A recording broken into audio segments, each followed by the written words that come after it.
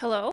TikTok acara call in menyediakan forum anonim, bebas dan aman banget bagi kalian yang punya keresahan, komsu, salty, red flag atau apapun itu. Nggak mengkritik dan semua topik boleh dibahas. Hai, welcome to TikTok. Di sini kita nggak akan ngejudge kalian dan kita tidak akan menyudutkan apapun yang kalian lagi alamin atau rasakan. Kalian bisa bebas curhat apa aja, curhat bareng-bareng bersama aku Umi Kwari dan psikolog kita terbaik kita ada Kak Grace. Hai Umi. Hai Kak Grace. Apa Sangat kabar? cantik sekali, fresh banget. Aduh, terima kasih. Dirimu juga stunning banget nih Ya, pakai long dress. makasih loh. Kakak juga seger banget kayak sayur subuh. Waduh. Hai. Seperti biasa Kak Grace, kita akan mendengarkan cerita-cerita atau keluh kesah nih para listeners yang nanti akan menelpon kita. Kita langsung aja kali ya.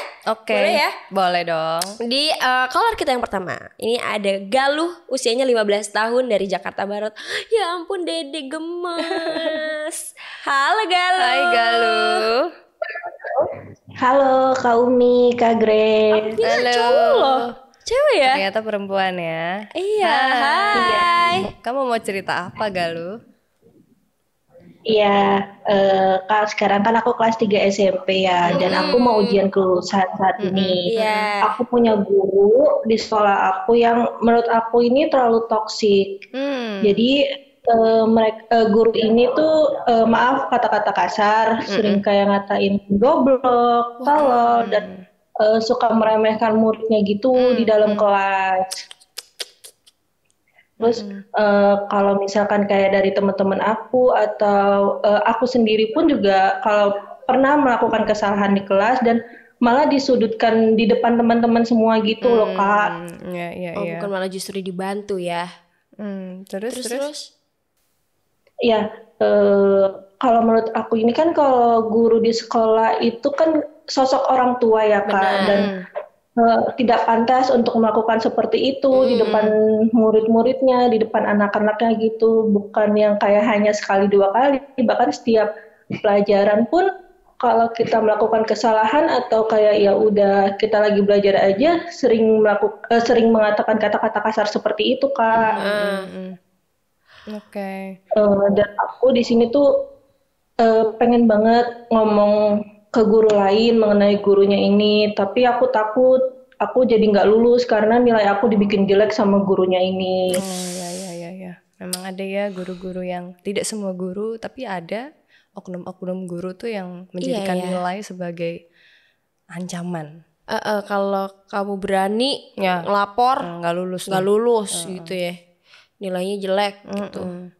Aduh, untung aku homeschooling ya. Oh. Jadi nggak begitu juga ya? Nggak juga ya, tapi itu termasuk serem ya. Iya, Kak betul. Grace ya. Betul. Ancamannya ada berbagai macam ya. Ada Iya loh. verbal abuse, kemudian secara psikologis juga murid jadi nggak nyaman, apalagi bersangkutan dengan nilai akademis, Bener. jadi nggak objektif penilaiannya. Tapi ini Galuh baru merasakan guru toksik ini di kelas 3 SMP ini atau Sebelumnya sebelumnya mungkin udah ketemu? pernah. Apa gimana? Dia masuk di kelas 2 Kak, jadi udah hampir mau 2 tahun tahun, ini dia masuk kelas itu seperti itu. Jadi kita sama-sama teman-teman yang lain ini kayak merasa tertekan setiap dia mengajar di kelas. Terus akhirnya jadi lapor ke guru lain nggak? Atau ke kepala sekolah langsung mungkin? Enggak Kak, karena kita takut nilai kita jadi jelek gitu. Jadi kayak kita bareng-bareng aja gitu nyembunyiin, bahkan untuk cerita ke orang tua pun kita takut karena takutnya orang tua akan langsung ngomong ke kepala sekolah gitu. Aku sih kalau jadi muridnya dan atau temennya Galuh udah aku spill. Gitu ya, langsung ya. Iya, karena bukannya untuk menjatuhkan ya, tapi kan kita kan sekolah, orang tua kita menitipkan kita di sekolah itu kan untuk menjadi yang lebih baik, menuntut ilmu. Masa ketemu sama guru yang mungkin orang tuanya nggak toksik gitu, Malah baik gurunya banget, ya, malah yang- gurunya itu kan ngaruh banget ke psikolog loh, ya kan Galuh? Betul. Gimana tuh Kak? Tapi biasanya Kak Grace. memang begitu tuh Umi. Jadi kalau kita tertekan, kecenderungannya adalah kita menyembunyikan.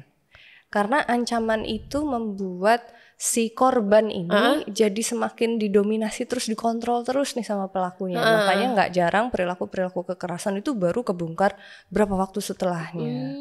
Gitu. Nah jadi memang mau nggak mau sesegera mungkin kalau ini terjadi pada Galuh ya, sesegera mungkin lapor nih sama orang tuanya. Itu jangan sampai semakin lama, wah semakin banyak kekerasan yang dilakukan sama si guru, makin takut untuk speak up, jadi better langsung cerita dulu deh Galuh sama orang tuanya. Iya, kalau nggak berani ngomong ke kepala sekolah mungkin ngomong ke kepala charger kali ya. Waduh, nggak boleh ya, nggak boleh, itu juga nggak baik ya. Atau ngomong ke Umi aja nih. Nah, lapor Bu Umi. Tuh, udah mendingan harus diomongin sih Galuh ya. Iya. Dan Galuh harus berani bikin teman-teman percaya bahwa kalau kita speak up ini selesai. Iya, gitu. ada pertolongan. Iya.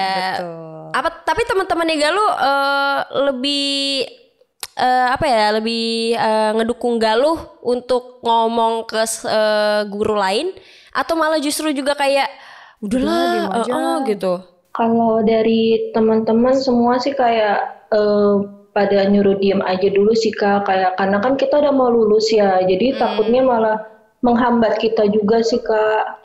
Untuk ditahan ya. Aku mau nanya terakhir Kak, gimana ya caranya buat negur guru yang seperti itu untuk guru aku ini? Susah nih kalau sendirian Galuh. Nggak boleh ya. Iya. Apa nyentil jakunnya aja dikit, nggak boleh ya? Nggak boleh.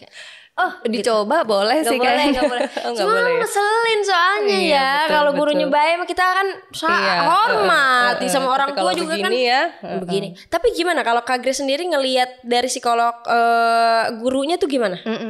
Apa sih yang kenapa bisa menjadi guru yang seperti itu? Yang pertama memang bisa dilihat kontrol diri gurunya itu kurang ya. Iya. Terus kemudian dia memanipulasi gitu karena anak-anak dianggap lebih tidak berdaya, makanya dia memanfaatkan celah. Jadi baiknya daripada manipulasinya ini terus-menerus dilakukan gitu ya, makin parah, makin takut, jadi better bersama-sama dengan teman-teman yang lain itu menghimpun kekuatan. Waduh, sekutu bareng-bareng nih gitu, kasih tunjuk bukti-buktinya tuh apa aja, perilaku-perilaku guru itu atau enggak? Ya boleh gitu ya, kasih lihat ke orang tua atau pihak yang lebih berwenang, dalam hal ini mungkin kepala sekolah gitu. Soalnya takutnya kalau nggak speak up, mungkin Galuh nanti lulus akan ada adik kelas yang dari kelas 2 ke kelas 3 yang bisa merasakan itu. Jadi terus aja tuh ya menjadi memakan korban korban terus banyak ya, gitu. Ini Galuh tapi ini cewek atau cowok gurunya? Gurunya cowok. Tapi sorry banget ya, sorry to say banget Galuh dan Kak Grace ini. Tapi aku mau nanya, ini satu kekhawatiran buat aku. Kalau guru cowok bisa separah ini, bisa bikin psikis anaknya kayak gini, apakah memungkinkan untuk guru ini juga sorry banget kayak berperilaku lebih, jadi mungkin lebih mengancam seksual, di hal-hal yang lainnya gitu ya. Itu juga bisakah menimbulkan? Bisa saja, tapi nggak selalu arahnya ke sana gitu ya. Ada yang manipulasinya jauh lebih fantastis gitu ya, sehingga guru tersebut melakukan pelecehan seksual terhadap anak-anak perempuan atau bahkan anak-anak laki-laki gitu. Tapi nggak selalu ke arah sana. Cuman yang jelas biasanya kondisi seseorang yang merasa berhak melakukan kekerasan itu ya seperti ini, ketika dia tahu bahwa dirinya punya dominansi yang lawannya lebih tinggi daripada lawannya, dia pikir dia berhak gitu karena merasa ya tadi punya power, punya energi, punya keleluasaan gitu. Nah, Kak Grace sendiri, aku pernah dengar nih ya, ada yang namanya toxic forgiveness. Itu apa tuh? Mungkin maksudnya memaafkan untuk orang-orang yang seharusnya tidak dalam tanda petik layak untuk dimaafkan, sehingga perilaku toksiknya berulang. Bisa jadi begini, kadang-kadang kita itu slip ya, antara kita memang harus memaafkan seseorang, tapi at the same time kita pikir kalau maafin orang itu sama dengan kasih kesempatan terus-menerus untuk kita berinteraksi dengan orang tersebut. Padahal sebenarnya itu dua hal yang berbeda. Memaafkan itu adalah bicara tentang saya menerima perilaku buruk di masa lalu yang orang itu lakukan, tapi secara sadar saya mau set boundaries dari orang ini. Karena ya kalau saya tahu, saya sadar orang ini mungkin melakukan hal-hal tersebut itu berulang, potensial gitu ya untuk melakukan hal-hal yang merugikan, ya sewajarnya saya melindungi diri gitu. Jadi sebaiknya memaafkan boleh, tapi orang tersebut mungkin juga harus menghadapi konsekuensi-konsekuensi. Ya benar, menghadapi konsekuensi itu. Betul. Jadi Galuh, Iya Kak, apakah cukup jelas penjelasan tadi Kak Grace? sudah cukup jelas Kak Umi. Apakah jauh lebih tenang? Sudah. Oke, pokoknya Galuh jangan takut-takut ya. Betul, semoga kamu berani speak up ya. Karena ini sebuah kejahatan juga ya, bukan hal yang harus bisa ditoleransi gitu. Dia juga sebagai guru yang toksik seperti itu juga harus dapat konsekuensi. Betul. Apa yang sudah dia lakukan. Begitu ya Galuh ya. Setuju. Semangat ya Galuh. Semangat terus. Rajin-rajin sekolahnya. Semoga lulus ya, lulus dengan hasil yang memuaskan. Amin. Amin. Sambil aja guru. Terima kasih Kak Umi, terima kasih Kak Grace. Sama-sama. Langsung diupload gitu ya. Iya, langsung diupload. Thank you Galuh. Nah, listener, kamu bisa curhat, abis curhat nonton film, dengerin lagu, semuanya komplit di Jitunes. Nah, stay Jitunes terus, download aplikasinya, follow juga Instagramnya Jitunes ID, dan juga harus subscribe YouTube channelnya Jitunes. Mau cerita, mau curhat, mau apapun itu, mengungkapkan kesedihan, kesenangan, boleh banget semuanya ya. Di TikTok ada Umi dan Kak Grace di sini yang akan menjadi pendengar dan mudah-mudahan bisa melegakan hati kalian. Kita lanjut ke caller yang kedua. Oke. Namanya Anita, 19 tahun dari Cilacap. Halo Anita. Halo Kak Umi, halo Kak Grace. Gimana nih, apa yang mau diceritain? Apa sih yang lagi dirasain? Gini Kak, jadi tuh aku punya tante dan dia tuh punya kebiasaan unik gitu, suka latah. Dan latahnya itu karena kata-kata yang dikeluarin tuh kotor. Soalnya dia juga gara-gara gampang kaget, terus dicolek, dipanggil, ataupun dia dengar suara barang jatuh pun dia suka latah gitu Kak. Dan di situ aku merasa risih karena latahnya tante aku tersebut. Terus habis itu aku udah nyuruh tante aku nih buat konsentrasi biar nggak suka latah gitu, tapi dia tuh nggak bisa hilang latahnya. Terus buat yang terakhir aku mau nanya, kalau latah kayak gitu tuh apa ini penyakit atau emang butuh tindakan medis kah Kak, atau bagaimana sih cara nyembuhinnya biar tante aku nggak latah lagi seperti itu. Oke. Gimana nih Kak Grace? Apakah itu sebuah penyakit atau? Jadi sebenarnya orang-orang latah itu punya kebiasaan ya. Ayam. Ayam. Itu kayak Kak Ruben Onsu deh gitu ya. Ayam. Nah biasanya orang-orang dengan kebiasaan latah ini mungkin mereka punya di dalam dirinya atau batinnya itu ada banyak emosi-emosi yang terlalu intens. Gitu. Jadi mungkin di masa lalu mereka terlalu sering mendengar bentakan, suara-suara yang keras, atau bahkan makian gitu ya. Apalagi tadi kebiasaan latahnya langsung bicara kata-kata yang kotor, kata-kata gitu yang kasar gitu ya. Kotor-kotor bukan ya? Bukan.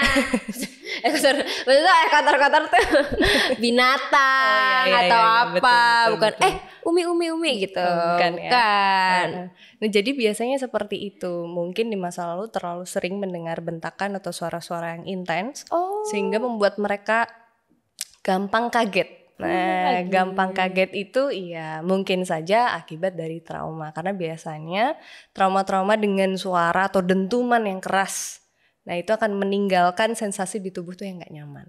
Gitu. Oh begitu. Kayaknya masih banyak ya. Iya. Penjelasan-penjelasan lainnya. Aku juga kepo banget. Aku irit-irit. Iya irit-irit dulu ya. Jangan dijawab dulu ya. Pokoknya kita balik lagi setelah ini.